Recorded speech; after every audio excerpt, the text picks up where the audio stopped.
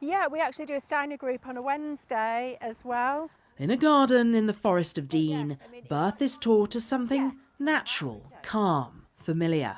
This roundhouse is where Emma Gleave runs her antenatal classes. She's also had 2 home births herself. She believes home comforts can make a huge difference to women with uncomplicated pregnancies. They enter motherhood whole and untraumatised and ready to, be in the best possible state physically and mentally for mothering a newborn. But Gloucestershire Hospital's NHS Trust has suspended all home births. Emma leads the Gloucestershire Maternity Action Group, which will fight that decision in the High Court.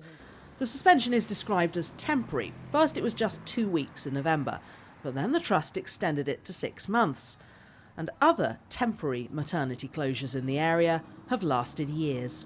The wording on their website is at least 6 months. So the Avita Birth Centre has now been closed for around 4 years, the same as the postnatal beds at Stroud. So what we're seeing is a purposeful dismantling of midwifery-led care in the area.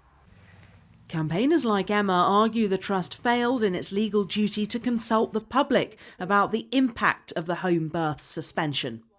But the Trust says consultation wasn't required because this was an urgent safety decision and is only temporary. And it was our midwives that came to us and said they felt uncomfortable, unsafe and anxious about continuing the home birth service. The Trust says more women were requesting home births against medical advice. Many of its midwives are new and were worried by the case of Jennifer Cahill and her baby in Manchester, who both died after a home birth. In November, the coroner blamed Jennifer's inexperienced and unprepared midwives. NHS England then ordered a national review of home birth services. Gloucestershire NHS says it's waiting for new national guidance on high-risk home births before it will start offering the service again. It's national guidance about how we balance the risk between the individual choice and the complexity associated with deliveries. We know that most deliveries are safe. They may be painful, but they're joyous events for families. But we also know that sometimes things can go wrong, and they can go wrong very quickly and rather sadly, occasionally catastrophically. Campaigners like Emma accept that some births should happen in hospital, but argue that removing all home births is a step too far and that decisions should be case by case.